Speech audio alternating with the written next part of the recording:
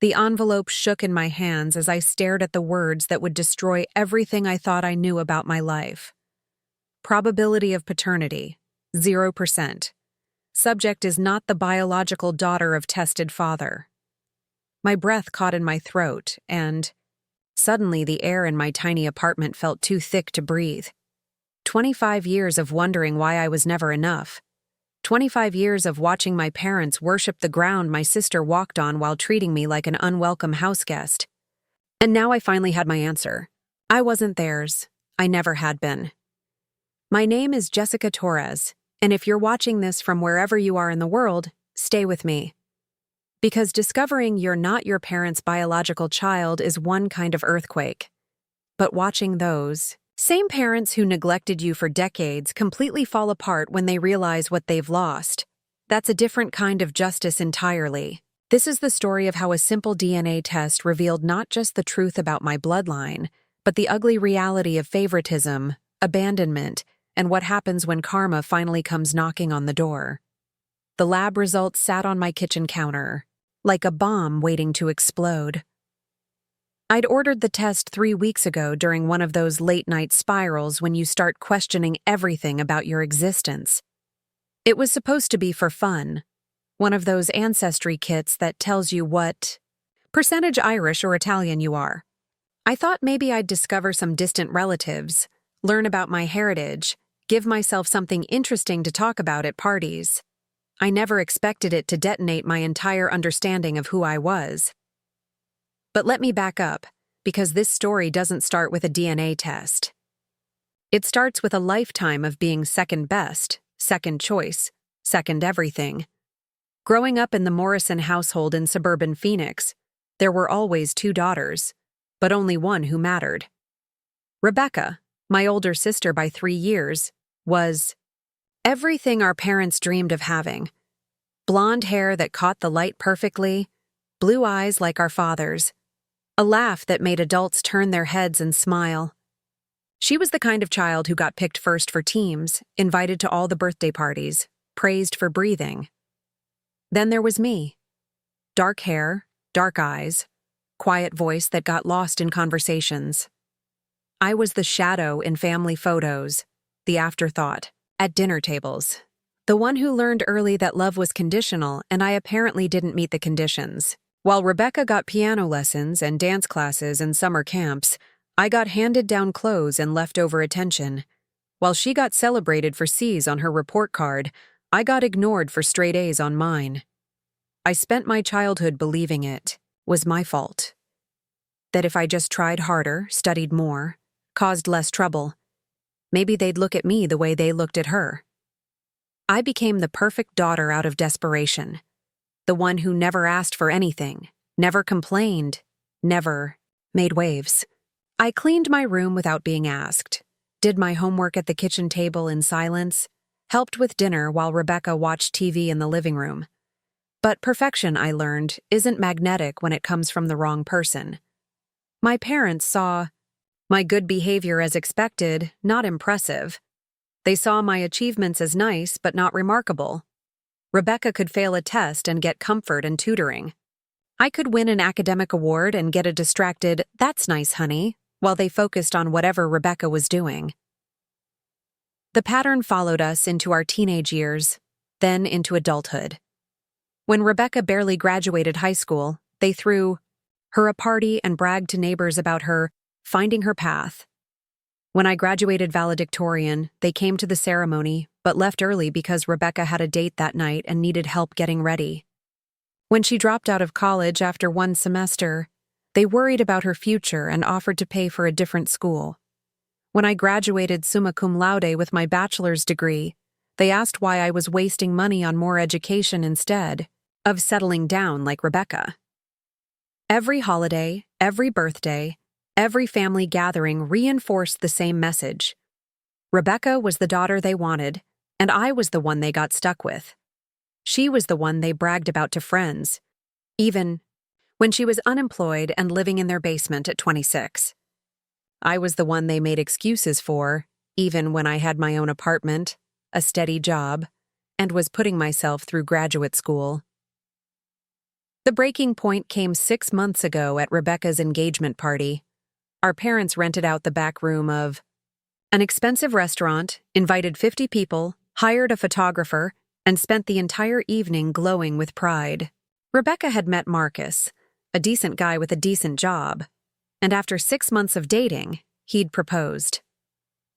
The way our parents acted, you'd think she'd discovered the cure for cancer.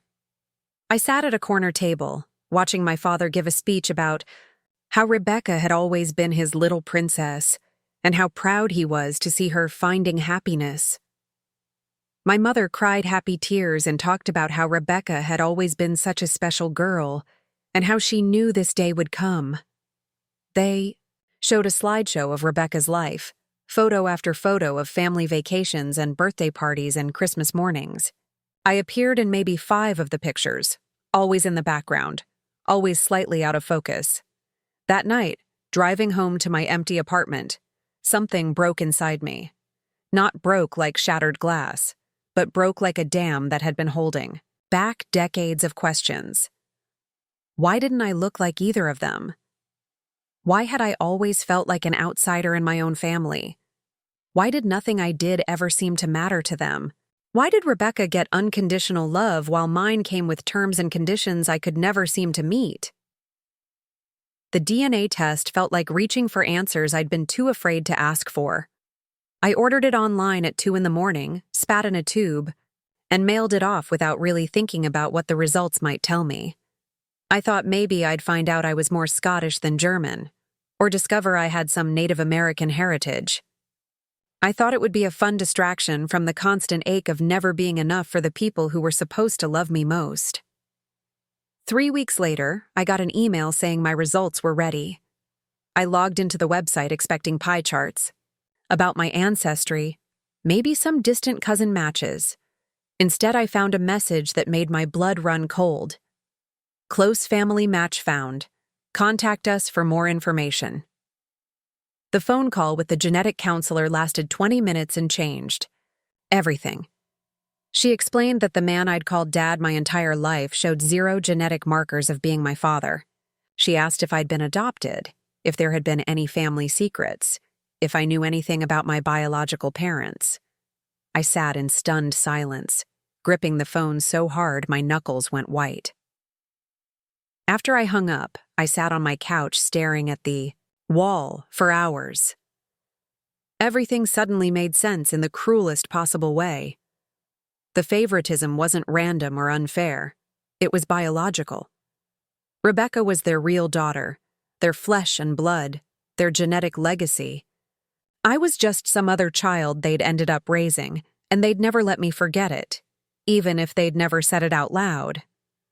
But here's what they didn't know yet, what they couldn't possibly understand. That DNA test didn't just reveal my origins. It revealed their choices. For 25 years, they'd had a daughter who loved them unconditionally, who tried desperately to earn their approval, who would have done anything to make them proud, and they'd thrown that away because I didn't share their genes. Now I held, in my hands, the proof of everything I'd always suspected, and suddenly I wasn't the broken one anymore. They were. The question wasn't why I'd never been good enough for them. The question was why they'd never been good enough parents to love the child they'd raised, regardless of where she came from. The first person I called was my mother. Not because I expected comfort, but because I needed to hear her voice when I asked the question that had been burning in my throat since I hung up with the genetic counselor. I sat in my car in the parking lot of the lab where I'd gone to get a second test done, just to be absolutely certain. The afternoon sun beat through my windshield, but I felt cold all over. "Hi, Jessica." Mom's voice came through the phone, distracted, as always when I called. I could hear the television in the background, one of those home renovation shows she and Rebecca loved to watch together. "What's going on?" "I'm kind of in the middle of something." I took a deep breath and dove straight into the deep end. "Mom, I need to ask you something important. Am I adopted?"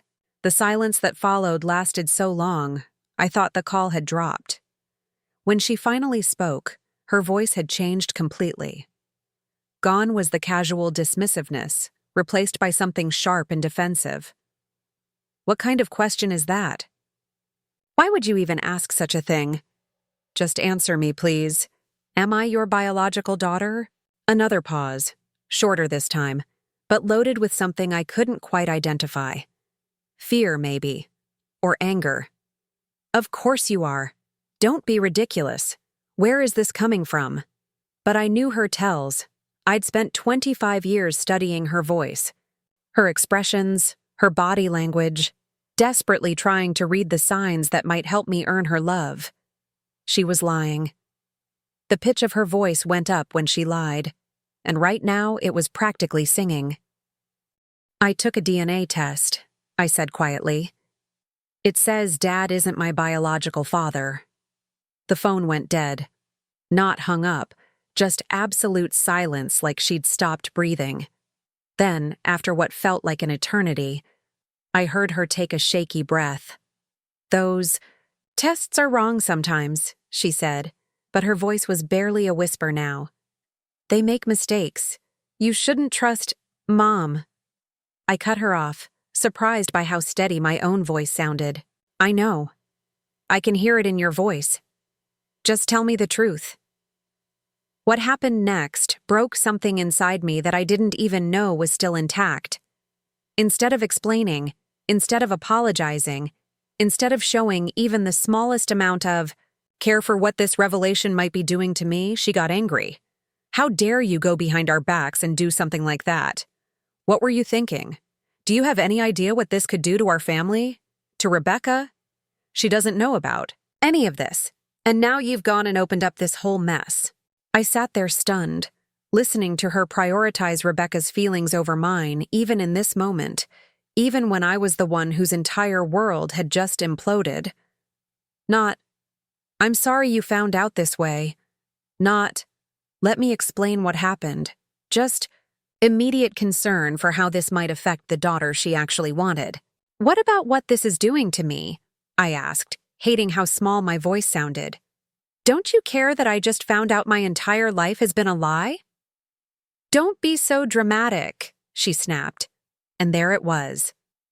The dismissiveness I knew so well, the casual cruelty wrapped in practicality. You're still our daughter. We raised you. This doesn't change anything. But it changed everything, and we both knew it. It explained why they'd never bonded with me the way they did with Rebecca. It explained why I'd always felt like an outsider looking in at my own family.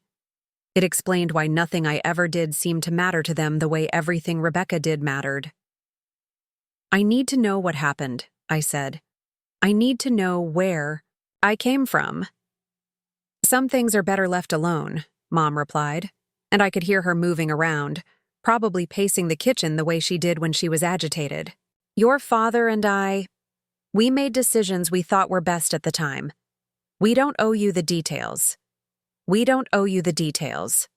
The words hit me like a physical blow. Even now, even with the truth out in the open, she was withholding information. Like I didn't have the right to know about my own origins. Like I was still just an inconvenience they had to manage, rather than a person deserving of honesty. I think I deserve to know who my real parents are, I said, trying to keep my voice level. I think I deserve to understand how I ended up with you. We are your real parents, she said, but there was no conviction in it anymore. We're the ones who changed your diapers and took you to school and made me feel unwanted every single day of my life. The words came out before I could stop them, raw and honest and 25 years overdue. Another silence fell between us, but this one felt different. Heavier. Like she was finally hearing something she'd spent decades refusing to acknowledge. When she spoke again, her voice was cold. I think you're being very unfair right now. We gave you a good life. We provided for you. You provided for me, I interrupted. But you never loved me. Not the way you loved Rebecca. And now I know why. That's not true. But it was true. And the weakness in her denial proved it. She couldn't even muster the energy to lie convincingly anymore. We both knew what our relationship had been, what it had always been. They'd done their duty by me, nothing more. They'd fed me and clothed me and put a roof over my head, but they'd never given me what Rebecca got effortlessly: their hearts. "Have to go," I said, suddenly exhausted by the futility of this conversation. "I need some time to process this." "Jessica, wait. Don't do anything rash. Don't tell anyone about this. Promise me you won't say anything to Rebecca until we figure out how to handle this." Even in this moment, even when I was falling apart, her first concern was protecting Rebecca from discomfort. Not protecting me from pain. Not helping me understand my history, but making sure her golden daughter didn't have to deal with any unpleasantness. "Goodbye, Mom," I said, and hung up before she could respond. I sat in my car for another hour, watching people come and go from the medical building, all of them probably dealing with their own life-changing news. The genetic counselor had given me some pamphlets about dealing with unexpected DNA results, about finding biological family members, about processing identity changes. They sat on my passenger seat like road maps to a country I'd never wanted to visit. My phone buzzed with text messages. 3 from Mom, each one more frantic than the last. "Please don't do anything until we talk. Your father doesn't know I told you anything. We can work this out as a family." As a family. The irony wasn't lost on me. For 25 years, they'd made it clear I wasn't really part of their family. Now that the truth was out, suddenly they wanted to handle things as a family, too. Protect themselves and Rebecca from the consequences of their choices. I drove home in a daze, my mind reeling with questions I didn't know how to answer. Who were my biological parents? How had I ended up with the Morrisons? Had it been an adoption, a family secret, an affair? And why, if they'd agreed to raise me, had they never been able to love me the way they loved their biological daughter? That night, I called in sick to work and spent hours researching. I learned about genetic genealogy, about finding biological family through DNA matches, about the complex emotions that come with discovering you're not who you thought you were. I read stories from other people who'd had similar experiences, some heartbreaking, some hopeful, all of them validating the chaos I was feeling. But underneath all the practical research and emotional processing, one thought kept returning, sharp and insistent. I had spent my entire life trying to earn love from people who were never going to give it to me. Not because I wasn't worthy of love, but because I reminded them of something they wanted to forget. I was living proof of secrets they'd buried, of choices they'd made that they didn't want to face. The DNA test had given me more than information about my biological heritage. It had given me permission to stop trying to be enough for people who had decided long ago that I never would be.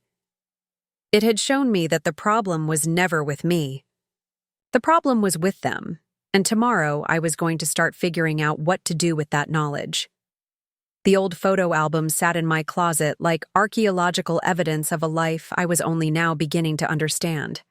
I'd avoided looking at them for years because they always made me feel hollow, but now I pulled them out with a different purpose. I needed to see the patterns with new eyes, to trace the invisible threads of favoritism and neglect that had woven through my childhood. The first album opened to pictures from my early years, back when I was too young to notice the differences in how my parents treated Rebecca and me. There I was at 18 months, sitting in a high chair with food smeared across my face, while Rebecca, then 4, posed perfectly beside me in a pristine white dress. Even then, the contrast was stark. I looked wild and messy. She looked like she'd stepped out of a magazine. But what struck me now wasn't our appearances. It was my parents' expressions in the background of the photos. In every single picture that included both of us, my father's eyes were on Rebecca. My mother's smile was directed at Rebecca. Even when I was the one celebrating a birthday or achieving some milestone, their attention seemed magnetically drawn to my sister. I'd always noticed it subconsciously, that feeling of performing for an audience that wasn't really watching, but seeing it documented in photographs was devastating. I flipped through pages of Christmas mornings, and the disparity became even more obvious. Rebecca's side of the tree was always overflowing with presents wrapped in expensive paper with elaborate bows. My side had fewer gifts, wrapped more simply, often in newspaper or brown paper bags. I remembered being told that Santa had a budget, that good girls were grateful for what they got. Meanwhile, Rebecca's Christmas lists were treated like royal decrees, every item carefully sourced and presented with fanfare. One photo stopped me cold. It was from my 6th birthday party, and I was sitting at our kitchen table in front of a small chocolate cake with 6 candles. I was smiling, but it was the strained smile of a child trying very hard to look happy. Behind me, my mother was checking her watch. My father was reading the newspaper. Rebecca sat across from me, looking bored and picking at the frosting with her finger. I remembered that day now with painful clarity. We'd had to cut the party short because Rebecca had a dance recital that evening. Not a performance she was in, one she wanted to attend because her friend was dancing. My birthday celebration was rushed and abbreviated so we could drive across town to watch other children perform. I'd blown out my candles quickly, opened my 2 small gifts, and then helped clean up so we could leave. The pattern continued through the albums. Rebecca's soccer games drew both parents and sometimes grandparents too, complete with signs and cheering and post-game celebration dinners. My academic competitions were attended by my mother alone, if at all, and she usually sat in the back checking her phone. When Rebecca made the JV cheerleading squad, they threw her a party and bought her new equipment. When I was selected for the state science fair, they asked if I really needed them to take time off work to attend. But it wasn't just the big moments. It was the daily accumulation of small dismissals that created the landscape of my childhood. Rebecca's artwork covered the refrigerator while mine went in a drawer. Her stories about school were listened to with interest and follow-up questions. My stories were met with distracted mm-hms and requests to set the table or take out the trash. I found a photo from Rebecca's high school graduation, and the joy on my parents' faces was unmistakable. They flanked her in their best clothes, beaming with pride even though she'd barely managed to pass. 3 years later, at my own graduation, where I'd been named valedictorian, there was only one photo of the 3 of us. I was holding my diploma and medal, but my parents looked tired and ready to leave. Rebecca hadn't even come to the ceremony because she had a date. The college years brought their own painful memories. Rebecca had chosen an expensive private school based entirely on its social reputation and party scene.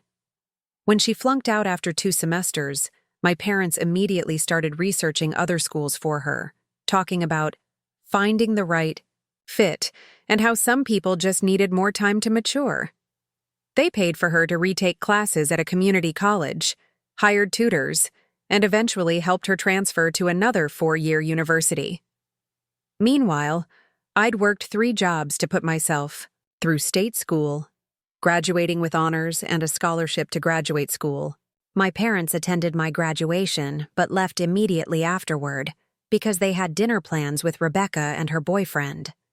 No celebration, no family gathering, just a quick handshake and, "We're proud of you," before they hurried off to whatever Rebecca needed. The photo albums told the story of 2 different childhoods happening under the same roof. Rebecca's was documented with professional portraits, vacation photos, and milestone celebrations. Mine was recorded in the background of Rebecca's moments, or not at all. Entire years of my life were missing from these albums, as if I'd been a ghost haunting the edges of their real family.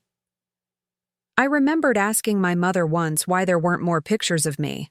I was maybe 12 or 13, going through the albums and noticing the disparity. She'd laughed it off, saying Rebecca was just more photogenic, that she was naturally drawn to the camera while I was camera shy. But looking at these photos now, I could see that wasn't true. In the few pictures where I was the focus, I was smiling genuinely, posing eagerly, clearly wanting to be seen and celebrated. The camera-shy narrative was just another way to explain away their disinterest in documenting my life. The most painful discovery came in the last album, the one from my teenage years. There was a photo from Rebecca's 16th birthday party, a lavish affair with 40 guests, a DJ, and catered food. She was radiant in a new dress, surrounded by friends and family, the center of attention in the backyard decorated with balloons and streamers. 6 months later, there was a single photo from my 16th birthday. Me sitting alone at the kitchen table with a store-bought cake, wearing a t-shirt and jeans. Rebecca had gone to a friend's house, and my parents had made it clear this was just a quiet family acknowledgement, not a celebration. I'd never questioned it at the time because I'd learned not to expect the same treatment Rebecca got. I'd internalized the message that I wasn't worth the same effort, the same investment, the same joy. Looking at that lonely photo now, I wanted to reach back through time and hug that 16-year-old girl, tell her that she deserved better, that the problem wasn't with her. But the most revealing photos weren't the ones of me at all. They were the ones of Rebecca with my parents, and the easy intimacy captured there. Rebecca sitting on my father's lap even as a teenager, something I'd never been invited to do. Rebecca and my mother shopping together, cooking together, laughing. Together over shared jokes I was never included in. They looked like a family in those photos. A complete family that didn't need me to be whole. Now I understood why those moments had felt so foreign to me. They weren't foreign because I was awkward or different or unlovable. They were foreign because I wasn't their biological child, and somewhere deep in their subconscious, they'd always known it. They'd treated me like an outsider because that's what I was. A child they'd agreed to raise but never fully accepted as their own. The evidence was overwhelming, documented in decades of photographs that showed a clear pattern of emotional distance and preferential treatment. But what struck me most wasn't the inequality itself. It was how normalized it had become in our household. Rebecca never questioned why she got more attention, more resources, more love. My parents never seemed to notice the disparity, and I had learned to accept it as natural, as deserved, as simply the way things were. Sitting surrounded by these albums, I felt something shift inside me. For the first time in my life, I wasn't looking at these photos and wondering what was wrong with me. I was looking at them and seeing what was wrong with them. The DNA test hadn't just revealed my genetic origins.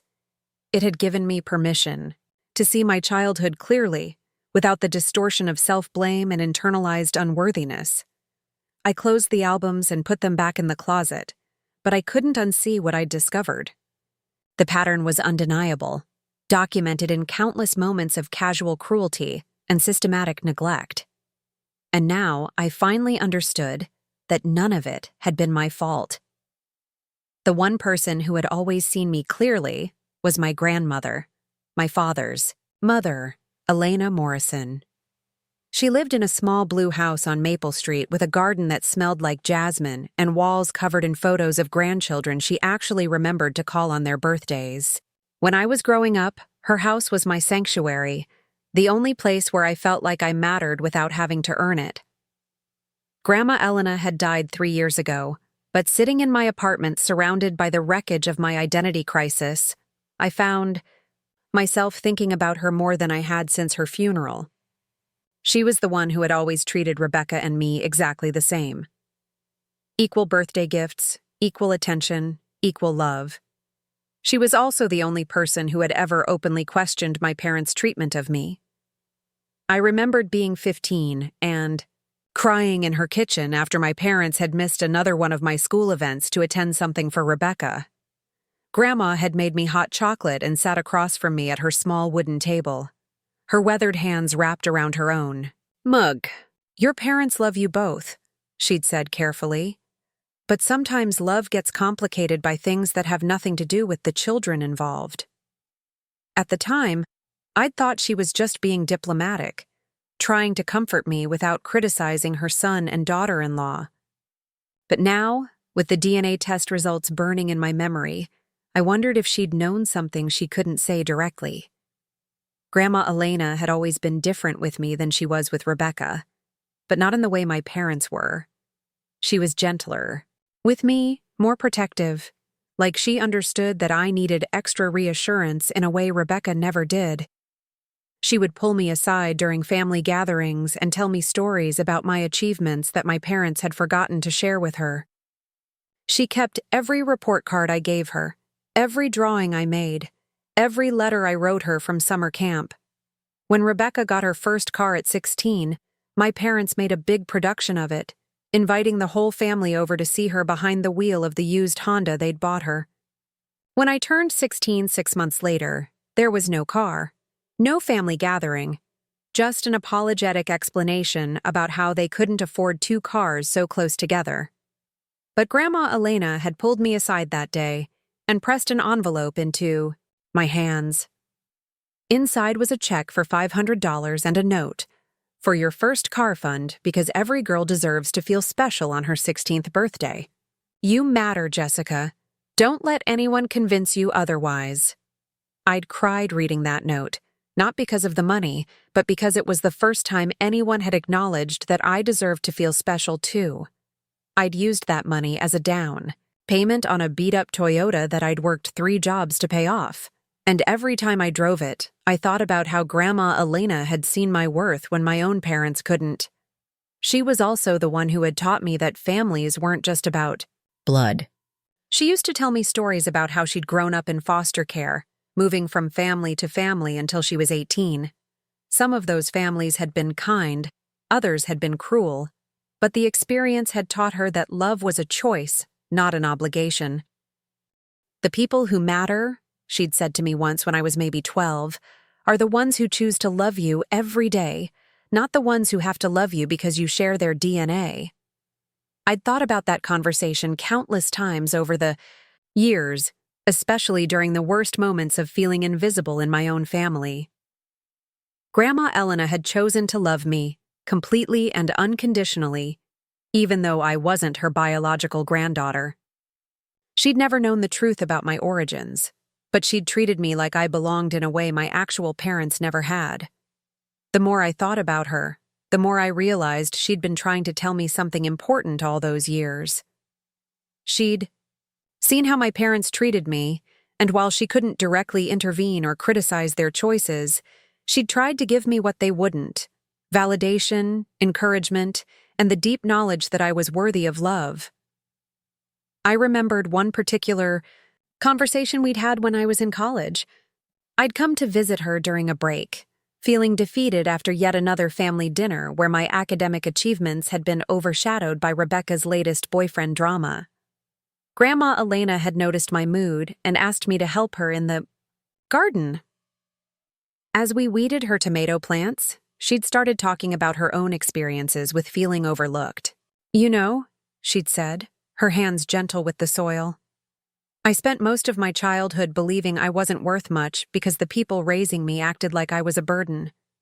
It took me years to understand that their inability to see my value said nothing about my actual worth." She'd looked at me directly then, her blue eyes serious. "Some people are just better at loving than others, Jessica. And sometimes the people who should love us best are the ones who struggle with it most. That's not a reflection of who you are. That's a reflection of who they are." At the time, I'd thought she was speaking generally, sharing wisdom from her difficult childhood. But now I wondered if she'd been trying to prepare me for exactly this moment, the moment when I would discover that the people I'd been trying so hard to please were never going to be capable of giving me what I needed.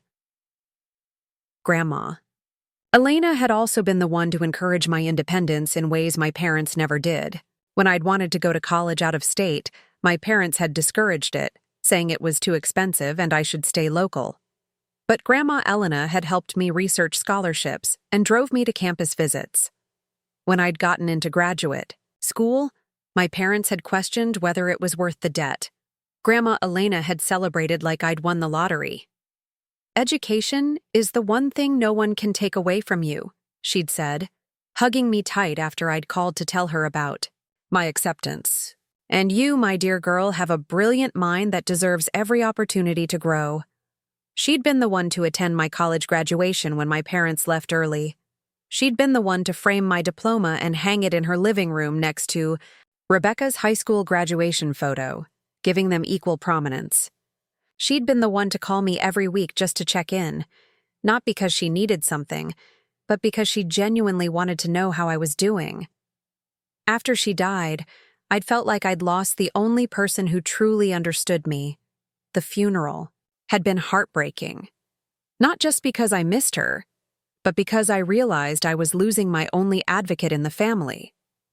My parents had grieved, of course, but their grief was different from mine. They'd lost a mother and mother-in-law. I'd lost the only person who had ever made me feel like I belonged. Going through her things after the funeral, I'd found a box in her bedroom closet labeled Jessica's Achievements. Inside were copies of every report card I'd ever shown her, every award certificate, every newspaper clipping when I'd made the dean's list. She'd kept them all, a careful record of accomplishments my own parents had never bothered to preserve. There had also been letters I'd written her from college, camp, and various trips. She'd saved everyone, even the silly ones I'd sent as a child with terrible spelling and crayon drawings. Reading through them, I'd been struck by how much love was evident in her careful preservation of these small pieces of my life. Now, sitting with the DNA test results, I understood why she'd fought so hard to make me feel valued. She'd known what it was like to be unwanted, to grow up feeling like you didn't belong anywhere. She'd recognized that struggle in me and had tried to give me what she'd never received: consistent, unconditional love from an adult who chose to see her worth. Grandma Elena had been proof that family could be more than biology, that love could transcend genetics, that someone could choose to care for you without obligation or expectation. She'd shown me what it felt like to be truly accepted. And that experience had probably saved me from complete despair during all those years of feeling invisible to my parents. The irony wasn't lost on me that the one person in my family who had loved me unconditionally was the one who had no biological obligation to do so. While my supposed parents had failed to bond with the child they'd agreed to raise, their mother had embraced me completely. She'd been more of a real parent to me than the people whose name I carried. Thinking about her now, I could almost hear her voice telling me what she'd always told me. You are enough, exactly as you are. The people who can't see that are missing out, not you. 2 weeks after my confrontation with Mom, they showed up at my apartment unannounced. I was making dinner when I heard the familiar sound of my father's heavy footsteps on the stairs leading to my second-floor unit. Through the peephole, I could see both my parents standing in the hallway, dressed formally like they were attending a business meeting. Dad wore his navy suit, the one he reserved for important occasions. Mom had on her pearl necklace and the black dress she'd worn to Grandma Elena's funeral. The sight of them together at my door sent a chill through me. In 25 years, they had never once shown up at any of my apartments without calling first. They were meticulous about boundaries when it came to me, always maintaining the polite distance of landlords checking on a tenant. But here they were, uninvited and overdressed, which meant this visit had a purpose that went beyond casual family bonding. I opened the door but didn't invite them in immediately. This is unexpected, I said, studying their faces for clues about why they'd come. Dad looked uncomfortable, shifting his weight from foot to foot. Mom wore her practiced smile, the one she used when she was trying to manage a difficult situation. Need to talk, Dad said, his voice carrying an authority I rarely heard him use with me. Can we come in? I stepped aside and let them enter my small living room. They looked around with the subtle judgment I'd grown accustomed to, taking in my secondhand furniture and bare walls. Mom's eyes lingered on the stack of DNA research papers I'd left on my coffee table, and I saw her jaw tighten almost imperceptibly. They settled onto my couch with the awkward stiffness of people who didn't often sit on furniture that wasn't their own. I remained standing, arms crossed, waiting for them to explain their sudden appearance. "Your mother told me about your phone call," Dad began, his hands clasped in his lap. "About the test you took. And?" I kept my voice neutral, but my heart was racing. This was the conversation I'd been both dreading and anticipating since I'd hung up on Mom 2 weeks ago. Mom leaned forward slightly, her voice taking on the placating tone she used when she was trying to smooth over conflicts. "We wanted to explain the situation properly, face to face. There are things you don't understand about what happened." "Then help me understand," I said. "Start with the truth about who I am and how I ended up with you." They exchanged a look, one of those wordless marital communications that excluded everyone else in the room. Dad cleared his throat and began speaking in the measured tone he used for serious discussions. 26 years ago, your mother had a difficult pregnancy with Rebecca. The doctors told us it was unlikely we'd be able to have more children naturally. We wanted Rebecca to have a sibling, so we looked into adoption. The word hit me like cold water. Adoption. Not some family secret or affair or complicated circumstance. A deliberate choice to bring a child into their family, which made their treatment of me over the years even more inexplicable. "You adopted me," I said, more statement than question. "It was a private arrangement," Mom continued, her voice careful and controlled. "Through a friend of a friend, a young woman who couldn't raise a child on her own. Everything was handled quietly, legally. We thought it was best for everyone involved." "What was her name?" I asked immediately. "My birth mother." "What was her name?" Another exchanged glance. Dad shook his head slightly. "That's not important now. What's important is that we brought you home when you were 3 days old. We raised you.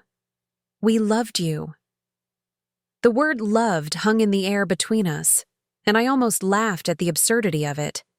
If this was their version of love, I'd hate to see what indifference looked like. "If you loved me," I said slowly, "why did you always treat me differently than Rebecca?" "We didn't treat you differently," Mom protested, but her voice lacked conviction. "We tried to give you both everything you needed.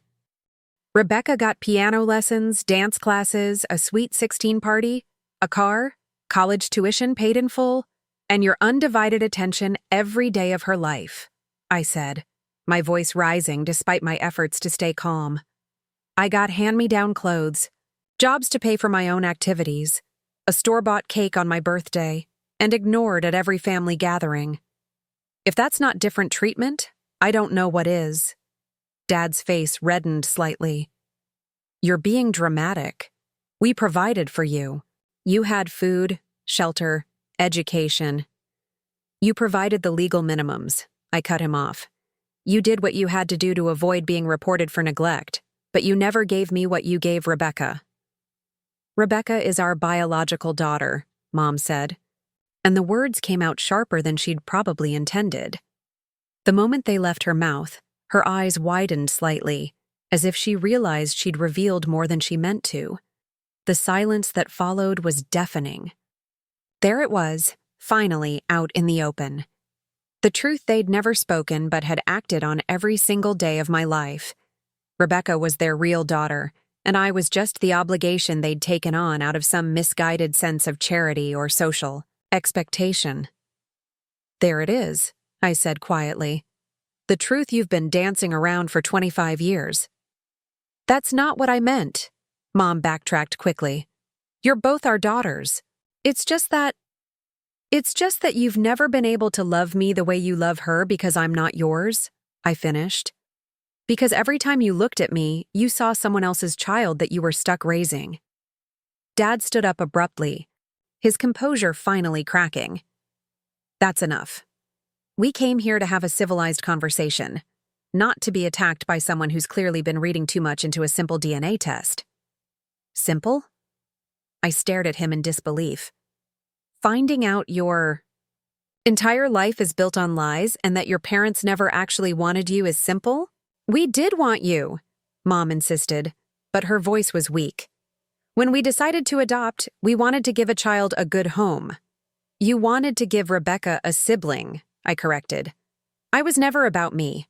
I was about what I could provide for her. A playmate, a companion, someone to make your real daughter's childhood more complete. The accusation hung between us because none of them could deny it. I could see the truth in their faces, in the way they couldn't meet my eyes, in the defensive set of their shoulders. "Why are you here?" I asked finally. "What do you want from me?" It was Mom who answered, and her words confirmed my worst suspicions about their motivations. "We're worried about what you might do with this information, about who you might tell. Rebecca doesn't know about any of this, and we don't want her to be hurt by something that happened before she was even old enough to understand." There it was. They hadn't come to apologize for lying to me my entire life. They hadn't come to explain my origins or help me process this earth-shattering revelation. They'd come to manage the situation, to protect Rebecca from any discomfort that might result from their secrets being exposed. Even now, even when I was the one whose world had been destroyed, their primary concern was shielding their real daughter from anything unpleasant. Even when I was the victim of their deception, they were treating me like the threat that needed to be contained. "You want me to keep quiet?" I said. "You want me to pretend I never found out the truth so that Rebecca never has to deal with the messy reality of how her parents treated her adopted sister?" "We want to handle this as a family," Dad said, but his definition of family clearly didn't include my feelings or needs. "Without outside interference or unnecessary drama." I looked at these two people who had shaped my entire understanding of my worth, who had made me believe I was fundamentally unlovable, and I felt something shift inside me. For the first time in my life, I wasn't looking at them and wondering what I'd done wrong. I was looking at them and seeing exactly who they were. People so limited in their capacity for love that they couldn't embrace a child they'd voluntarily chosen to raise. "Get out," I said quietly. "Jessica, please," Mom started, but I cut her off. "Get out of my apartment. Get out of my life. And don't come back unless you're ready to tell me everything about where I came from and who my real family is." They left without another word, and I locked the door behind them, my hands shaking with adrenaline. Through the window, I watched them get into their car and drive away, back to their comfortable house where they could pretend this conversation had never happened. But I knew this was just the beginning. They'd shown me exactly what they cared about protecting, and it wasn't me. The genetic genealogy website became my obsession. I spent hours every night after work diving deeper into DNA matches, building family trees, and following paper trails that might lead me to my biological family. What had started as a casual ancestry test had transformed into a full-scale investigation, and I was discovering I had a talent for research that surprised me. The DNA site had connected me with several potential relatives, ranging from distant cousins to closer matches that suggested shared grandparents or great-grandparents. I started reaching out carefully, crafting messages that explained I was trying to learn more about my biological family without revealing the full drama of my situation.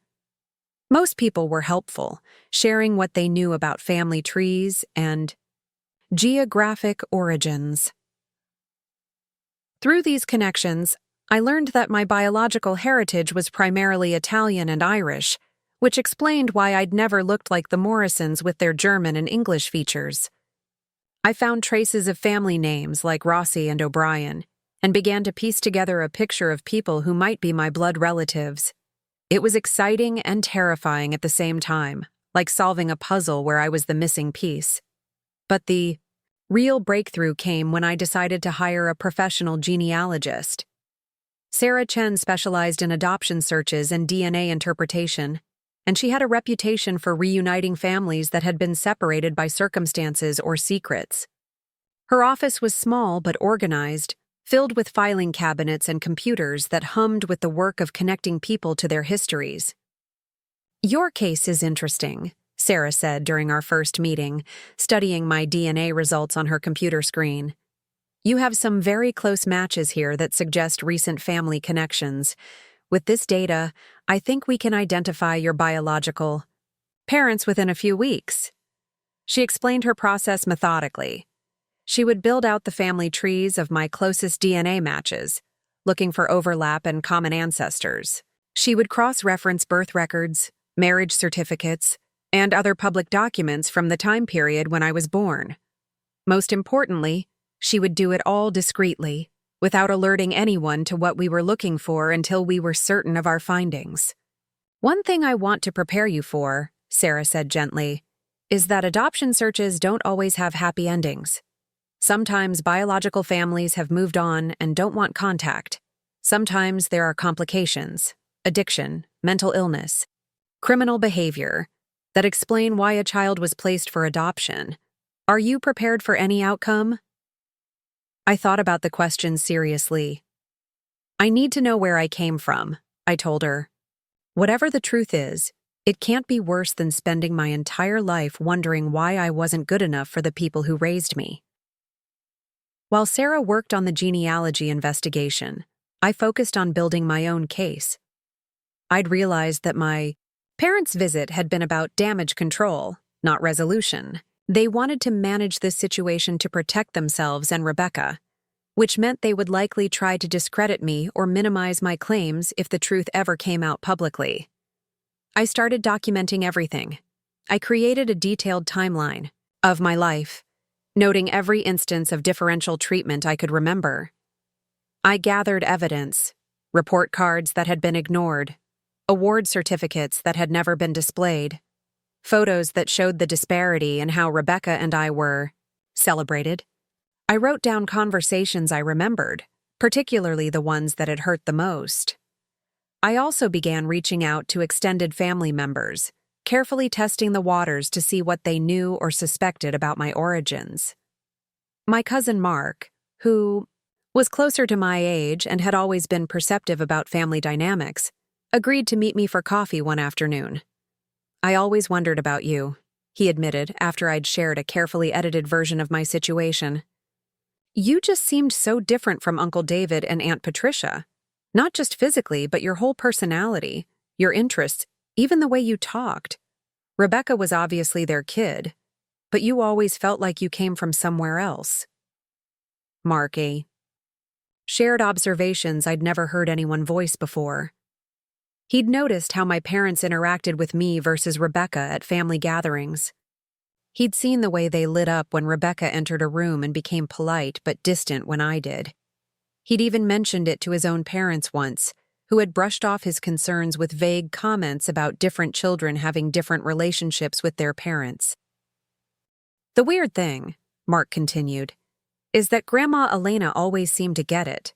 She went out of her way to make sure you felt included, like she was compensating for something. I used to think she just felt sorry for you because you were quieter than Rebecca, but now I'm wondering if she knew something we didn't." This conversation planted a seed that grew into another line of investigation.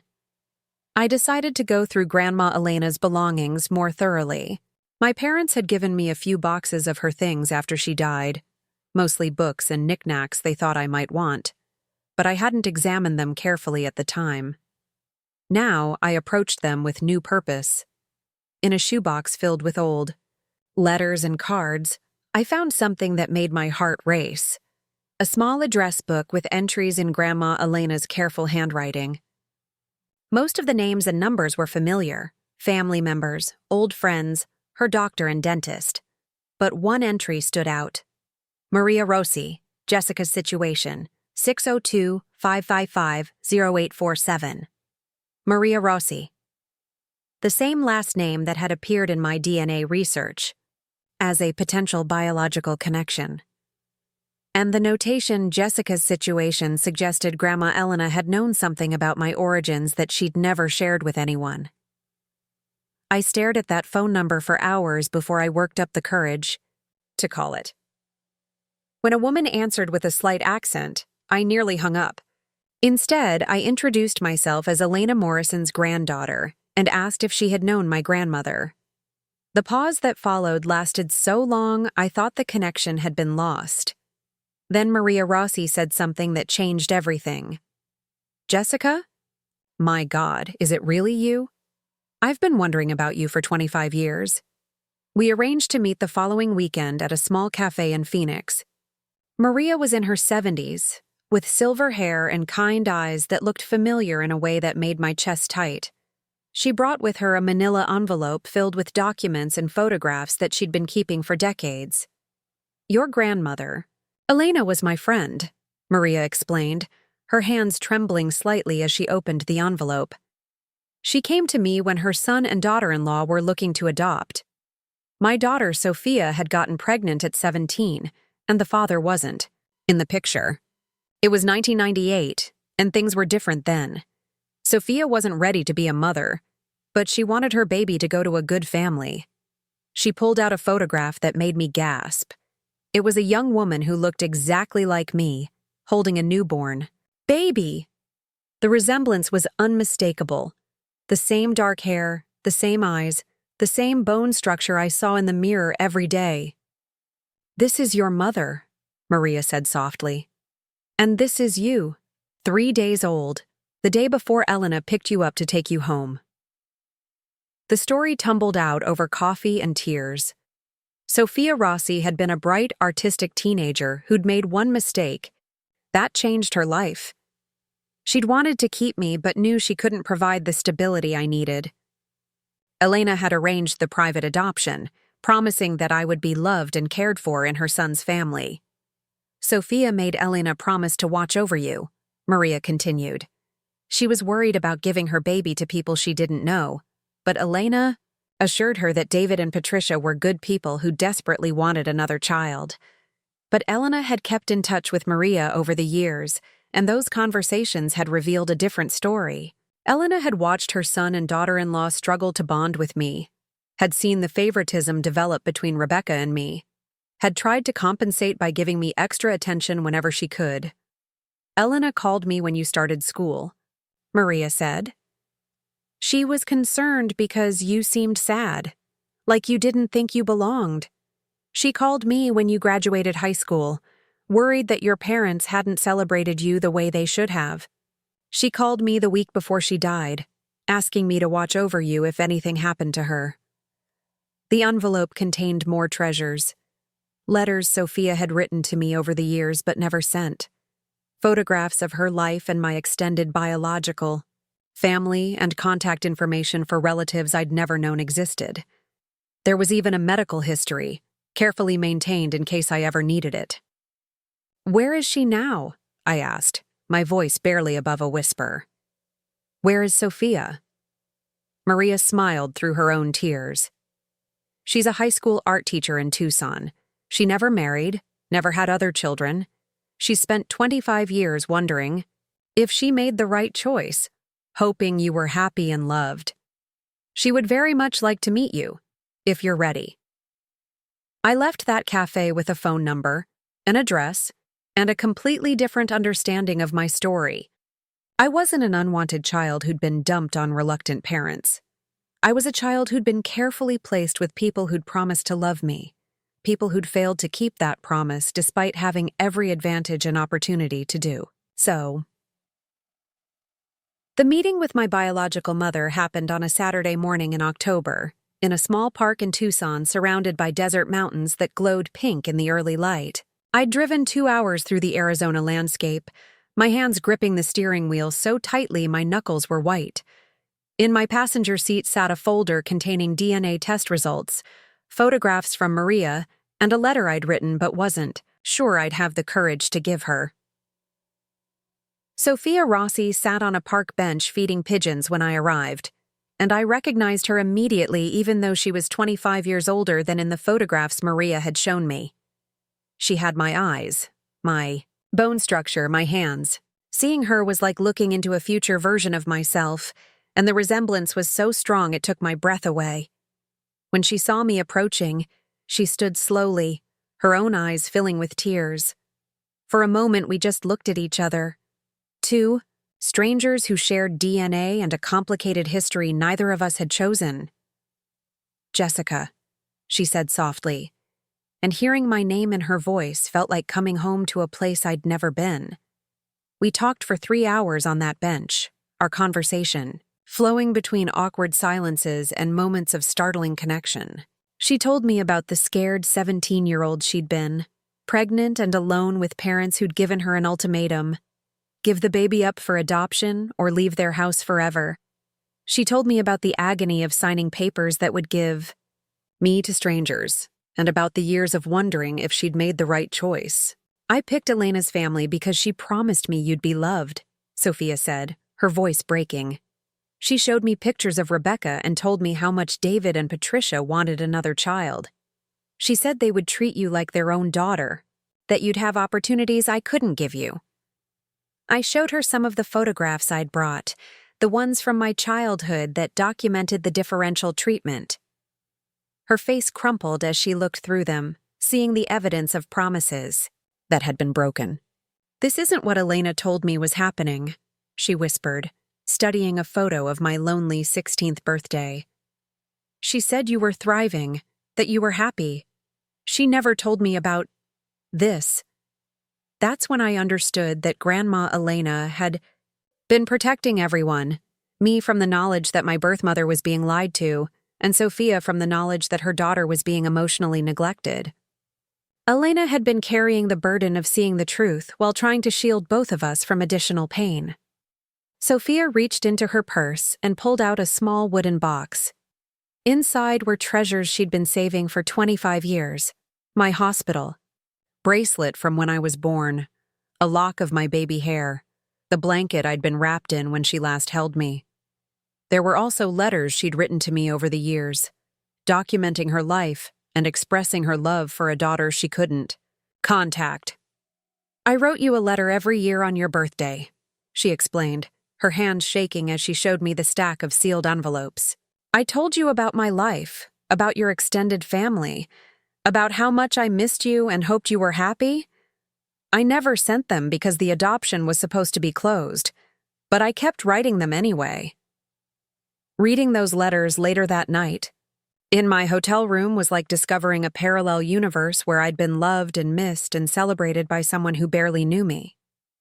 Sophia had documented my biological family's medical history, shared stories about relatives I'd never met, and expressed pride in accomplishments she'd learned about through occasional updates from Elena. But the most important thing Sophia gave me that day wasn't the letters or the mementos. It was a complete medical and family history that revealed information I desperately needed. She told me about my biological father, a young man named Antonio who'd left town when he learned about the pregnancy but who'd grown up to become a successful engineer with children of his own. She gave me contact information for aunts and uncles and cousins who'd been wondering about me for decades. Most importantly, she told me that giving me up had been the hardest decision of her life, but that she'd done it out of love, believing I deserved more than a teenager could provide. She'd chosen the Morrisons specifically because Elena had promised that I would be cherished and celebrated, not tolerated and ignored. Preparing and narrating this type of story took us long efforts and hard work. So if you are enjoying the story, please consider subscribing to our channel. "I need to know," I said as our meeting was winding down, "would you have made a different choice if you'd known how they would treat me?" Sophia didn't hesitate. "I would have found another way. I would have kept you myself, even if it meant being disowned by my family. No child deserves to grow up feeling unwanted, especially not by people who voluntarily chose to raise her." That conversation gave me everything I needed to understand the final piece of the puzzle. My adoption hadn't been some casual decision or burden reluctantly accepted. It had been a carefully considered choice made by people who'd explicitly promised to love me as their own. The Morrisons hadn't just failed me. They'd failed Sophia, Elena, and their own moral commitments. When I returned to Phoenix, I felt different, stronger. For the first time in my life, I had a complete picture of where I'd come from and why I'd ended up where I did. I understood that I'd been wanted by my biological mother, that giving me up had broken her heart, and that she'd trusted the Morrisons to give me something she couldn't: a stable, loving family. I also understood that the Morrisons had accepted me under false pretenses. They'd promised Elena and Sophia that they wanted another daughter to love, but they'd never intended to honor that commitment. They'd taken me in because they thought Rebecca needed a sibling, and when I didn't fulfill their expectations of what an adopted child should be, grateful, undemanding, invisible, they'd emotionally abandoned me while maintaining the legal obligations of parenthood. Armed with this knowledge, I began planning my confrontation. But I wasn't planning it alone anymore. Through Sophia, I'd connected with my biological family, and they were outraged when they learned how I'd been treated.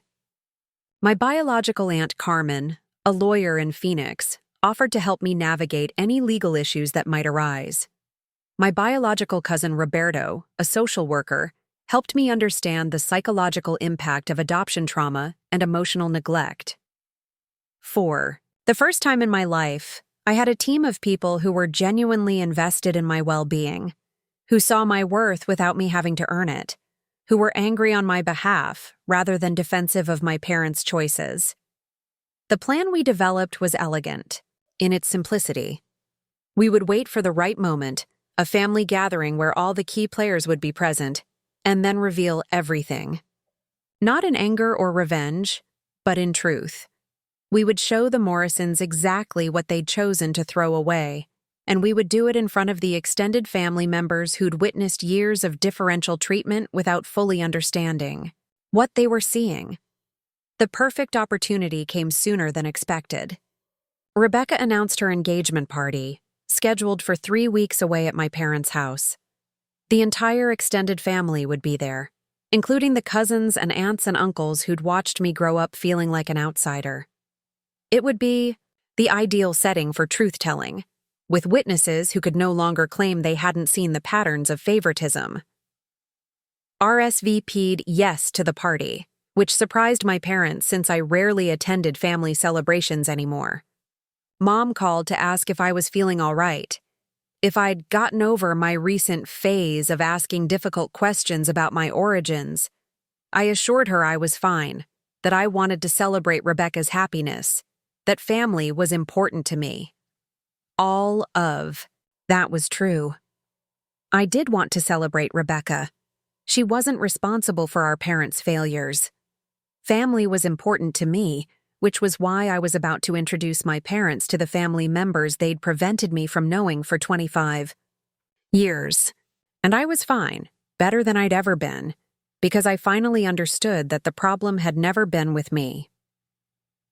The day before the party, I received a package from Sophia containing one final gift, a DVD containing video messages from my biological family members expressing their love and excitement about finally being able to acknowledge me publicly. There were aunts and uncles and cousins I'd never met, all of them eager to welcome me into a family that actually wanted me. That night, I placed the DVD in my purse alongside printed copies of the DNA test results, photographs of my biological family, and copies of Sophia's letters. Tomorrow, the Morrisons would finally face the consequences of 25 years of broken promises and emotional neglect. But more importantly, tomorrow I would finally stop being Jessica Morrison, the unwanted adopted daughter who was never quite good enough. I would become Jessica Rossi, a woman who belonged somewhere, who was loved by people who chose to love her without conditions or reservations.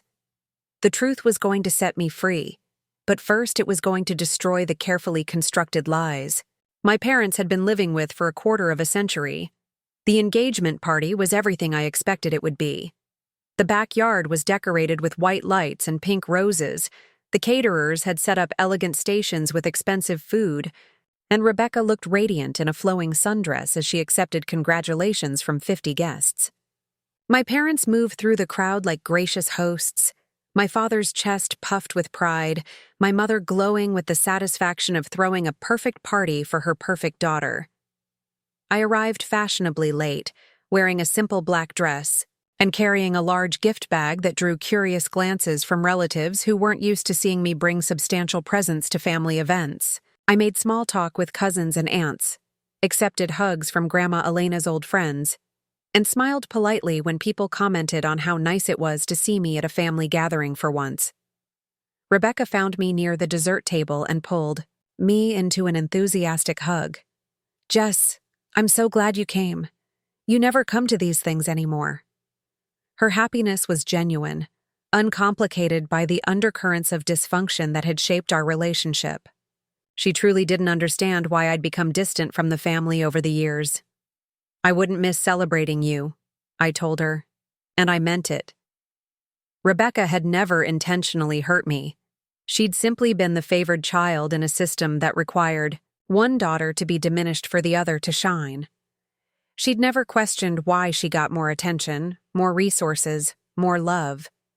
She'd just accepted it as natural, the way children do. As the evening progressed, I waited for the right moment. It came when my father clinked his wine glass and called for everyone's attention. The crowd gathered in a circle around Rebecca and Marcus, and Dad launched into a speech about how proud he was of his daughter, how she'd always been the light of their lives, how they couldn't be happier to welcome Marcus into their family. "Rebecca has always known how to find happiness," he said, his voice thick with emotion. "She has this gift for bringing joy to everyone around her. That's what makes her so special, so easy to love."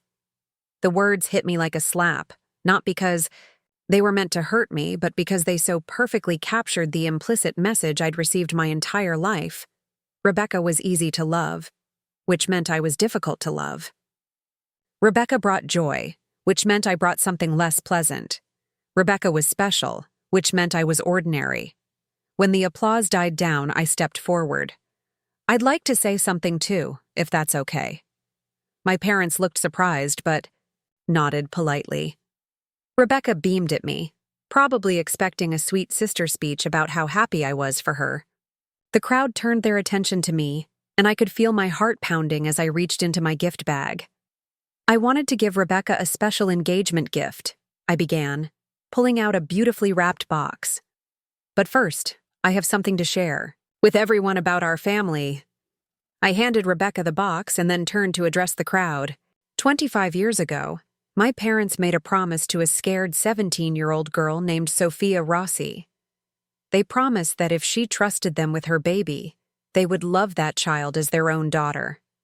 They promised that child would be cherished and celebrated and given every opportunity to thrive. The silence that fell over the gathering was immediate and complete. My mother's face had gone white, and my father was staring at me with an expression of growing horror. But I continued, my voice steady and clear. "That baby was me, and I'm here tonight to tell you that promise was broken, every single day, for 25 years. I pulled out copies of the DNA test results and held them up for everyone to see. 3 months ago, I took a DNA test that confirmed what I'd suspected my entire life. I'm not David and Patricia Morrison's biological daughter. I'm adopted. And unlike Rebecca, who was welcomed into this family with unconditional love, I was treated like an obligation they were stuck with." The murmur that rippled through the crowd was a mixture of shock and recognition. Some relatives looked genuinely surprised, but others were nodding slowly, as if pieces of a puzzle were finally clicking into place. Rebecca had opened her gift box during my speech. Inside was a photo album I'd created, filled with side-by-side comparisons of how she and I had been treated growing up.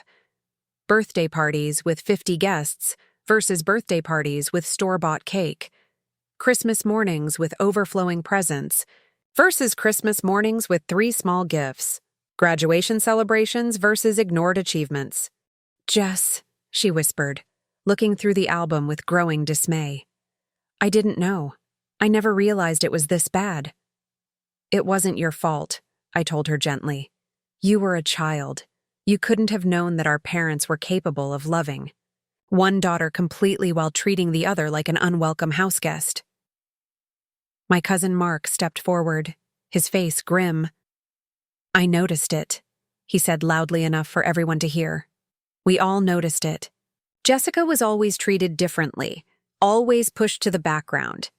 I tried to talk to my parents about it once, but they said every family was different. Other relatives began speaking up, sharing observations they'd made over the years, but had never felt comfortable voicing. Aunt Linda remembered how I'd always seemed sad at family gatherings, how I'd hung back while Rebecca was celebrated. Uncle Joe mentioned how my parents had left my high school graduation early, but had thrown Rebecca a party for barely passing. Even family friends admitted they'd noticed the disparity, but had assumed there were reasons they didn't understand. My mother finally found her voice. "This is completely inappropriate," she said, her words sharp with panic. "This is Rebecca's party, and you're ruining it with ancient history and misunderstandings." Misunderstandings? I turned to face her directly. "Is that what you call 25? Years of emotional neglect? Misunderstandings?" I pulled out my phone and played a portion of the video message Sophia had recorded for me. Her face appeared on the screen, and several older relatives gasped in recognition. They could see the resemblance immediately. "My name is Sophia Rossi." Her voice carried clearly across the suddenly silent backyard. 25 years ago, I made the hardest decision of my life and gave my daughter Jessica to David and Patricia Morrison because Elena Morrison promised me they desperately wanted another child to love. I trusted them to give Jessica the life I couldn't provide at 17. I never imagined they would treat her as anything less than their beloved daughter. The video continued with Sophia expressing her regret about the adoption decision and her excitement about finally being able to have a relationship with me. When it ended, the silence was deafening. My father's composure finally cracked. "You have no right to air our private family business in public like this. This is manipulative and cruel." Cruel? I looked at him in disbelief. What's cruel is promising a teenage mother that you'll love her child and then spending 25 years making that child feel unwanted. What's cruel is lying to your entire extended family about having adopted a daughter while treating her like she didn't deserve the same love you gave your biological child. Rebecca was crying now, still clutching the photo album. "Mom, Dad, is this true? Did you really treat her this differently?" My parents looked around at the faces surrounding them, relatives who were no longer politely ignoring the obvious, friends who were seeing their parenting with new eyes, neighbors who were witnessing the collapse of their carefully maintained facade. "We did our best," Mom said weakly. "We gave Jessica everything she needed." "You gave me the bare minimum required by law," I corrected.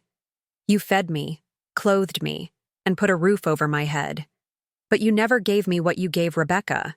Your hearts." The crowd began to disperse as the tension became unbearable. Some relatives approached me to offer support and apologies for not speaking up sooner. Others left quickly, clearly uncomfortable with the family drama they'd witnessed. A few gathered around Rebecca to comfort her, while my parents stood isolated in their own backyard, finally forced to confront the consequences of their choices. My biological Aunt Carmen, who had been waiting in the parking lot, chose that moment to join the party. She walked into the backyard with the confidence of someone who belonged there, and introduced herself to the remaining guests as my aunt from my biological family. "I wanted to meet the people who raised my niece," she said politely but firmly to my parents, "and to let you know that the Rossi family is thrilled to finally have Jessica back in our lives. We've been waiting 25 years to love her, the way she deserves to be loved." The symbolism wasn't lost on anyone present. I wasn't just rejecting the Morrison family, I was being embraced by another family that actually wanted me. The contrast between their cold politeness and Carmen's warm enthusiasm was stark and undeniable. As the evening wound down and the last guest departed, I found myself alone with Rebecca while our parents retreated inside to avoid further confrontation. She was still looking through the photo album, tears streaming down her face. "I'm so sorry," she said. "I'm so sorry I never saw it, never said anything, never questioned why they treated us so differently." "You don't have anything to apologize for," I told her, meaning it completely. "You were just a kid being loved by your parents. There's nothing wrong with that. But there's something wrong with how they treated you, she said. And I'm old. Enough now to see it, to admit it, to be horrified by it. That conversation gave me hope that maybe, despite everything our parents had done wrong, Rebecca and I could still salvage a relationship built on honesty instead of denial. She was seeing our family clearly for the first time, and while it was painful, it was also necessary. The truth was finally out, witnessed by everyone who mattered, documented in photos and videos that couldn't be disputed or dismissed. My parents could no longer pretend their differential treatment had been imaginary or exaggerated.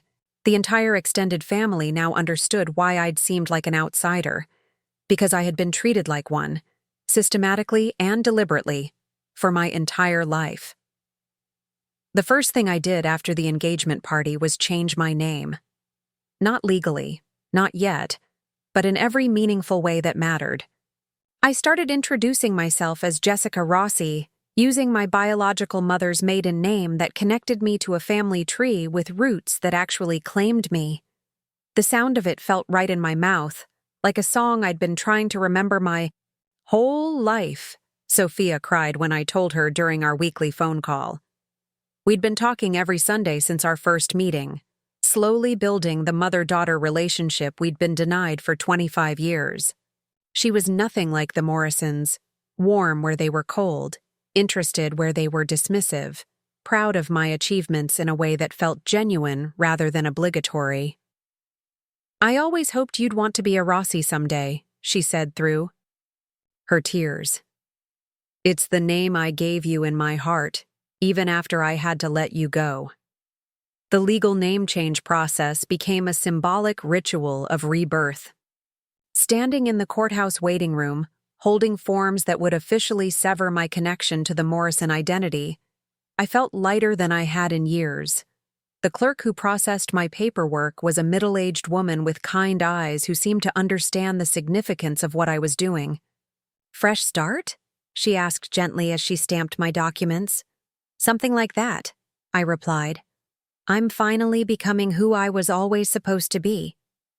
My apartment became a sanctuary where I rebuilt my sense of self from the ground up. I took down the few family photos that had included the Morrisons and replaced them with pictures from my growing relationship with the Rossi family. Sophia and I at dinner in Tucson, my biological Aunt Carmen and me at a museum. Cousins I'd never known existed welcoming me at a family barbecue where I was the guest of honor simply for existing. The contrast between these new family experiences and my childhood memories was staggering. At Rossi gatherings, people asked about my job with genuine interest. They remembered details from previous conversations. They included me in family jokes and traditions without making me feel like I was intruding. They took photos with me not as an afterthought, but because they wanted to document my presence in their lives. My cousin Maria, who was close to my age and worked as a therapist, became an unexpected source of healing. She helped me understand that the trauma I'd experienced wasn't just about the differential treatment, it was about the fundamental rejection of my identity by the people who were supposed to shape it. You spent 25 years trying to earn love from people who had already decided you weren't worthy of it, she explained during one of our long conversations. That kind of conditional acceptance creates deep wounds that take time to heal. Through Maria's guidance, I started therapy with a counselor who specialized in adoption trauma and family dysfunction. Dr. Sarah Martinez helped me untangle decades of internalized messages about my worth and value. She taught me to recognize the difference between earning love and receiving it freely, between being tolerated and being celebrated. You've been living your life as an apology, Dr. Martinez observed during one particularly breakthrough session, as if your very existence was something you needed to justify to the people around you. But you don't owe anyone an explanation for taking up space in the world. The therapy wasn't easy. There were sessions where I sobbed for an hour straight, grieving not just for the love I'd never received, but for the years I'd wasted trying to be someone the Morrisons could finally accept. There were moments when the anger felt overwhelming, when I wanted to scream at 25 years of gaslighting that had convinced me the problem was with me rather than with them. But slowly, week by week, I began to rebuild my sense of self, on a foundation that wasn't dependent on other people's approval. I started making choices based on what I wanted rather than what I thought would finally make me acceptable. I bought clothes that reflected my actual style instead of the muted, inoffensive wardrobe I'd cultivated to avoid drawing attention. I took up painting, something I'd always wanted to try but had dismissed as frivolous because the Morrisons never valued creative pursuits. Work became a different experience too. I'd always been competent at my job as a financial analyst, but I'd approached it with the same people-pleasing desperation I'd brought to everything else. Now I found myself speaking up in meetings, proposing new ideas, advocating for myself. During performance reviews, my supervisor noticed the change immediately. "I don't know what's different about you lately," she said during my annual evaluation, "but you seem more confident, more present. Your work has always been good, but now you're showing real leadership potential." The recognition felt foreign at first, like praise in a language I was still learning to understand. But gradually, I began to accept that maybe my competence and intelligence had always been there, just hidden under layers of self-doubt and learned helplessness. My social life expanded in ways I'd never experienced. Without the constant drain of trying to manage my parents' disappointment and earn their approval, I had energy for friendships that weren't based on what I could provide for other people. I joined a book club, started hiking with coworkers, even tried online dating for the first time in my life. The dating was particularly revelatory. I'd always assumed my romantic relationships failed because I was somehow deficient, too needy, or not interesting enough. But now I recognized patterns I'd never seen before. How I'd attracted people who were emotionally unavailable. How I'd tried to earn love through service and sacrifice. How I'd accepted crumbs of affection and convinced myself they were feasts. My relationship with Rebecca evolved too, though it required navigating complicated territory. She reached out a week after the engagement party, asking if we could meet for coffee. She looked exhausted when she arrived, like she'd been crying for days. "I've been going through old photos and videos," she said without preamble. "Really?" Looking at them for the first time. "And I can see it now, all of it. How they treated you versus how they treated me. I can't believe I never noticed." We talked for 3 hours that day, and Rebecca shared observations that were both validating and painful to hear. She remembered how excited I'd get about small acknowledgments from our parents, how I'd light up when they showed even minimal interest in my activities. She recalled family dinners where I'd tried desperately to contribute to conversations while she was automatically included and celebrated. "The worst part," she said, "is that I think I internalized their treatment of you as normal. I grew up thinking I deserved to be the center of attention, that it was natural for parents to have a favorite. I never questioned it because it benefited me." Rebecca's willingness to see and acknowledge the truth gave me something I hadn't expected. A sister relationship that could be built on honesty instead of denial. She started making efforts to include me in her life in ways that had never happened when we were children. She invited me to wedding planning sessions, asked for my opinions on important decisions, and made sure I felt valued in our interactions. But perhaps the most profound change was in how I moved through the world.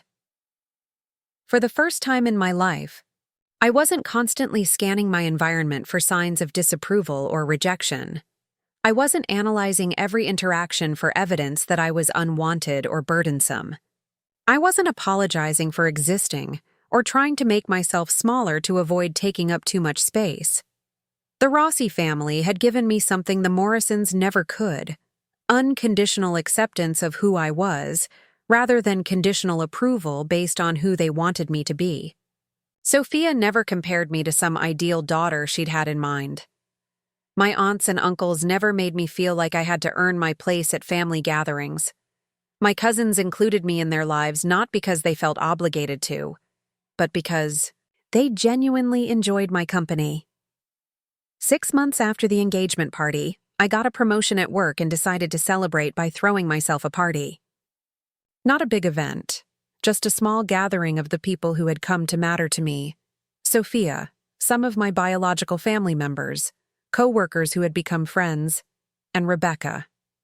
As I looked around my apartment that night, watching people who actually wanted to be there eating food I'd chosen because I liked it, listening to music that reflected my taste rather than what I thought would please others, I realized something profound had shifted.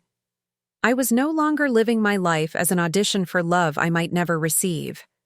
I was living it as a celebration of the love I already had. The woman who had spent 25 years trying to earn her parents' approval was gone. In her place was someone who knew her worth wasn't up for debate, whose value wasn't determined by other people's ability to recognize it, whose right to love and belonging wasn't contingent on being perfect or invisible or grateful. For the first time in my life, I was home in my own skin, and no one could take that away from me. The business idea came to me during one of my therapy sessions with Dr. Martinez. We were discussing how difficult it had been to find resources specifically designed for adult adoptees dealing with identity trauma, when she mentioned that several of her colleagues had been asking for referrals to specialists in this area. "There's a real gap in the market," she said thoughtfully. "So many people are discovering their adoption stories later in life, through DNA testing, but there aren't enough professionals who understand the unique challenges that come with that revelation." That conversation planted a seed that grew into something I never could have imagined during my years of trying to make myself small enough to fit into the Morrison family.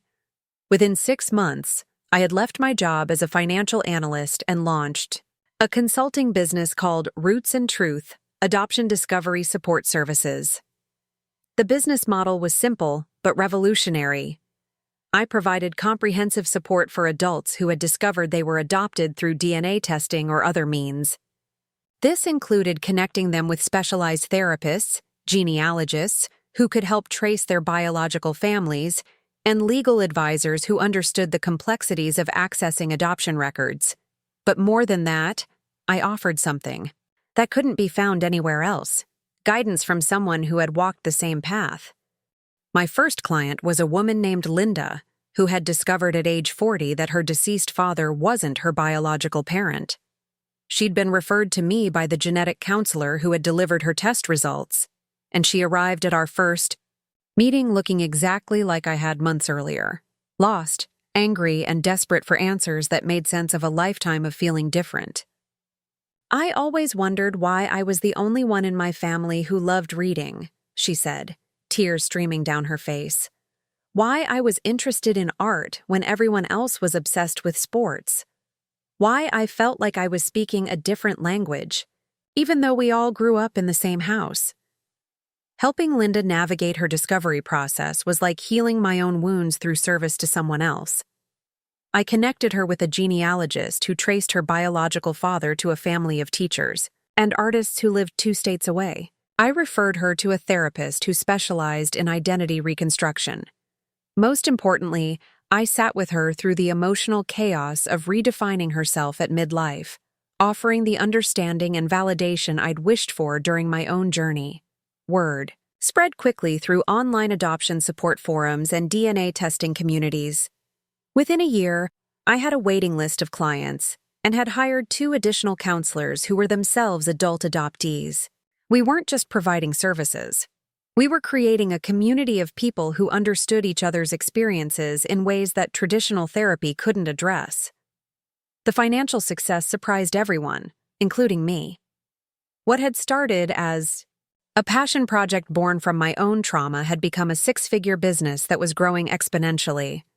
I found myself traveling across the country to speak at conferences about adoption trauma, appearing on podcasts about DNA discoveries, and consulting with other professionals who wanted to better serve this population. But the real measure of success wasn't monetary. It was the thank you letters from clients who had found their biological families, the messages from people who had finally understood why they'd always felt like outsiders in their adoptive families, the referrals from therapists who had witnessed the transformation in their clients after working with my team. One particularly meaningful case involved a man named Robert who had been adopted as an infant in the 1960s. He'd spent 50 years believing his adoptive parents' story that his biological mother had been a troubled teenager who hadn't wanted him. Through our genealogy services, we discovered that his mother had actually been a college student from a wealthy family who had been forced to give him up by parents who threatened to disown her. "She didn't abandon me," Robert said during our final session, holding a letter his biological mother had written but never been allowed to send. "She fought for me as much as she could within the constraints of her situation.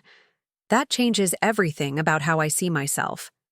These stories multiplied week after week, creating a powerful narrative about the healing that was possible when people finally understood their origins. My business wasn't just helping individuals, it was challenging the broader cultural assumptions about adoption, DNA testing, and family dynamics. The media attention followed naturally. I was featured in articles about the unexpected consequences of consumer DNA testing, interviewed for documentaries about adoption trauma, and invited to speak at medical conferences about the psychological impact of genetic discoveries. My story resonated with people not just because of the dramatic revelation at Rebecca's engagement party, but because it represented a growing phenomenon of adults discovering that their family stories weren't what they'd been told. The success created opportunities I'd never imagined. Publishers reached out about writing a book on adult adoption discovery. Universities invited me to lecture about identity formation and family dynamics. Other entrepreneurs wanted to partner with me to expand the business into related areas. But perhaps the most unexpected outcome was how the success changed my relationship with confidence and ambition. For 25 years, I'd been conditioned to make myself smaller, to avoid drawing attention, to apologize for taking up space. The Morrisons had taught me that my role was to be grateful for whatever scraps of attention they offered, never to expect recognition or celebration. Building a successful business required the opposite of everything they'd trained me to be. I had to advocate for myself, promote my expertise, charge what my services were worth, and accept praise without deflecting or minimizing my accomplishments. Every client success, every media interview, every speaking engagement was proof that I had valuable knowledge and skills that people needed. The transformation was so complete that when I looked back at the woman who had sat in her apartment staring at DNA test results just 2 years earlier, she felt like a different person entirely. That woman had been broken by the discovery that her parents had never loved her the way they loved Rebecca. This woman understood that their inability to love me had revealed their limitations, not mine. The business success also created an interesting dynamic with my biological family, who had watched my transformation with amazement and pride.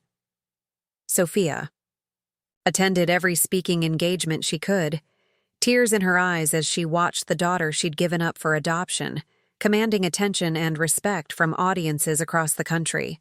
"I gave you up because I thought you needed more than I could provide," she told me after one particularly successful conference presentation. "I never imagined you'd become someone who could provide so much for others." The Rossi family embraced my success in ways that felt completely foreign after a lifetime with the Morrisons.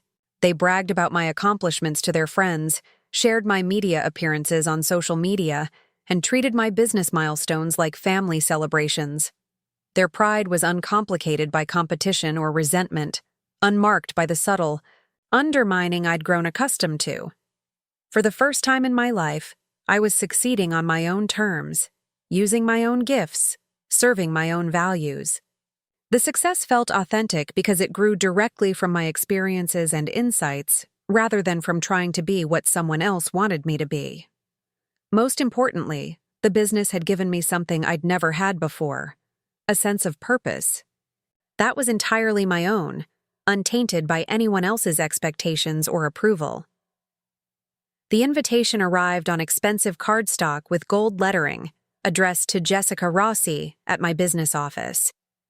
Inside was a formal request for my presence at the Morrison family's annual 4th of July barbecue, the same event I'd been excluded from for the past 3 years since my revelation at Rebecca's engagement party.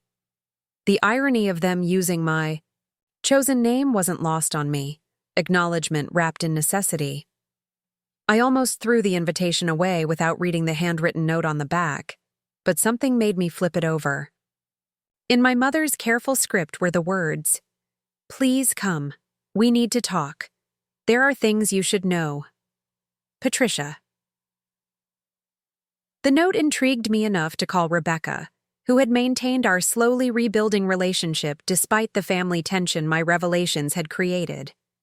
She answered on the first ring, her voice immediately apologetic. "I didn't know they were going to invite you," she said quickly. "I mean, I hoped they would, but I didn't think they'd actually do it." "Why now?" I asked. It's been 3 years of complete silence from them. "What's changed?" Rebecca was quiet for a long moment before answering. "Dad had a minor heart attack 2 months ago. Nothing serious, but it scared them both. And Mom, she's been different since then. Asking questions about you, reading articles about your business online. I think she's finally realizing what they lost. The barbecue was held at the same house where I'd grown up feeling like an intruder. But everything about my arrival was different this time. I pulled up in my new car, a sleek sedan that reflected my business success, wearing a designer dress that showed how far I'd come from the girl who wore hand-me-downs and apologized for taking up space. The gathered relatives turned to watch as I walked through the backyard, and I could see the recognition in their eyes. This wasn't the Jessica Morrison who had disappeared into the background at family events. This was Jessica Rossi, whose story had been featured in national magazines, whose business was transforming how people understood adoption trauma, whose confidence filled the space around her like light. My parents stood near the grilling station, both visibly older than when I'd last seen them. Dad's face was thinner, and he moved more carefully, as if his body had become fragile in ways he was still learning to navigate. Mom's hair had gone completely gray, and she wore none of the polished makeup that had always been her armor against the world. They approached me together, their movements tentative and uncertain. The power dynamic that had defined our relationship for 25 years had completely reversed. Now they were the ones seeking approval, hoping for acceptance, wondering if they'd done too much damage to repair. "Thank you for coming," Mom said, her voice smaller than I remembered. "You look successful, happy." "I am both of those things," I replied simply, not offering false modesty or deflecting the compliment the way I once would have. Dad cleared his throat, his eyes not quite meeting mine. "We've been following your business, reading about what you're doing. It's impressive." The word impressive from him felt strange after a lifetime of accomplishments that had been met with polite indifference. I wondered if he understood how much his opinion of my success mattered less now than it would have even 5 years ago. "We were hoping we could talk privately," Mom continued. "There are things we need to tell you. Things we should have told you years ago." We moved to the patio where we'd had so many awkward family conversations, but this time I wasn't the one being called to account for my behavior. They sat across from me like supplicants seeking forgiveness from someone they weren't sure they deserved it from. Mom pulled out a manila envelope that looked old and worn, as if it had been handled many times over the years. After Dad's heart attack, we went through some old papers. We found things we'd forgotten about, things from when you first came to us. She opened the envelope and withdrew a letter written in Grandma Elena's handwriting. The paper was yellowed, with age dated 26 years ago, just days before I would have arrived in their home. "This is from your grandmother," Mom said, her voice shaking slightly. "She wrote it to us before we brought you home. We never showed it to you because we were ashamed of how we'd failed to live up to her expectations." I read Elena's letter with growing amazement. In it, she described meeting Sophia and being moved by her love for her unborn child. She wrote about how Sophia had chosen them specifically because they'd promised to love me unconditionally, to treat me exactly as they would treat any biological child they might have. But the most devastating part was Elena's prediction of the challenges they might face. "You may find it harder to bond with Jessica at first," she'd written. "Adopted children sometimes carry different energy, and it's natural for parents to feel more connected to their biological children initially. But love is a choice, not just a feeling. Choose to love her every day until the feeling follows. She deserves nothing less than your whole hearts." The letter revealed that Grandma Elena had known exactly what was happening in our household. She'd seen their failure to bond with me, had tried to guide them toward better choices, had probably spent years watching them ignore her advice while she attempted to compensate for their emotional neglect. She called us out on it multiple times over the years, Dad admitted, his voice barely above a whisper. "She told us we were damaging you, that we were failing to keep our promises to Sophia and to you. We told ourselves she was being dramatic, that you were fine, that we were doing enough." Mom was crying now, tears streaming down her face without any attempt to hide them. "We convinced ourselves that providing for you financially was the same as loving you, that keeping you safe and fed and educated was enough. We told ourselves you didn't need the same attention Rebecca did because you were more independent, more self-sufficient. But the truth is," Dad continued, "we were scared. Scared of loving someone who might be taken away from us. Scared of not knowing how to parent a child who wasn't genetically ours. Scared of admitting we'd made promises we didn't know how to keep." Their confessions felt surreal after decades of denial and gaslighting. Here were the people who had spent my entire childhood making me believe I was the problem, finally acknowledging that the fault had been theirs all along. "We lost you because of our fear," Mom said through her tears. "And watching you succeed without us, seeing who you became when you were free of our limitations, it's made us realize how much we threw away." I sat in silence for a long moment, processing not just their words, but my own response to them. 3 years ago, this conversation would have meant everything to me. I would have cried, forgiven them immediately, and tried to rebuild a relationship, based on their newfound awareness. But the woman I'd become didn't need their acknowledgement to know her worth. Their admission felt like closure rather than an opening, confirmation rather than revelation. "I appreciate you telling me this," I said finally. "And I'm glad you finally faced the truth about how you treated me. But I need you to understand that this doesn't change anything between us." The hope that had been building in their faces dimmed, but I continued gently but firmly. "I've built a life without you, a family that chooses to love me, work that fulfills me, relationships that nourish me. I don't need your approval anymore, and I don't need your love." That might sound harsh, but it's also liberating, for all of us. I stood to leave, but turned back for one final observation. The saddest part is that this conversation is 25 years too late. The daughter who needed to hear these words is gone. The woman I am now doesn't need them anymore. As I walked away from that house for what I knew would be the last time, I felt no anger, no triumph, no sadness. Just the profound peace that comes from finally being free of a story that was never really mine to begin with.